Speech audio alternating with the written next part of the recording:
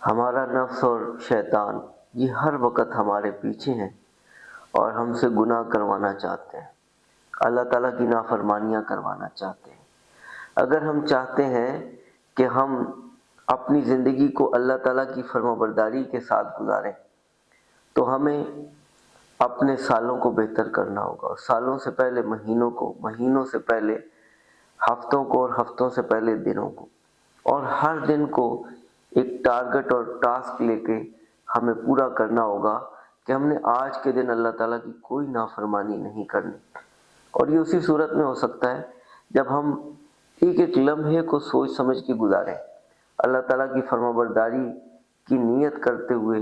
اور اللہ تعالیٰ کی رضا کو سامنے رکھتے ہوئے اور ڈرتے ہوئے اس بات سے کہ کہیں اللہ تعالیٰ کی نافرمانی نہ ہو جائے۔ تبھی ہم لمحات کی حفاظت کر سکتے ہیں، اور لمحات کے ذریعے سے ہی ہم اپنے اچھے دن کو حاصل کر سکتے ہیں جس میں ہم اللہ تعالیٰ کی فرمانبرداری کرنے والے ہوں، کوئی نافرمانی اس دن میں نہ ہو۔ اور نبی کریم صلی اللہ علیہ وسلم نے اس حوالے سے بہت ہی پیاری دعا حضرت فاطمہ رضی اللہ تعالیٰ عنہ کو سکھائی: اللہم انی اسألک ان تصلح لی شأنی کلہ ولا تکلنی الی نفسی طرفۃ عین۔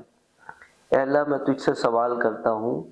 کہ تو میرے سارے کے سارے معاملات کو درست کر دے، اور مجھے میرے نفس کے حوالے نہ کرنا ایک پلک جھپکنے کے بقدر بھی۔ یعنی بندہ اگر ایک پلک جھپکنے کے بقدر بھی نفس کے حوالے ہو گیا تو وہ کام سے گیا، وہ ہلاکت میں پڑ گیا۔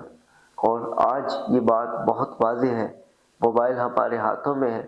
ایک دو لمحوں کے لیے شیطان ہمیں ورگلاتا ہے اور پھر ہم گمراہی کے اندر دھنس جاتے ہیں، کہاں سے کہاں نکل جاتے ہیں۔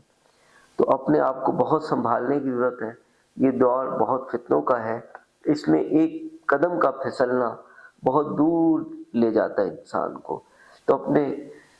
قدموں کی حفاظت، اپنے لمحوں کی حفاظت، اور اس کے ذریعے سے اپنی زندگی کی حفاظت، اور یہ دعا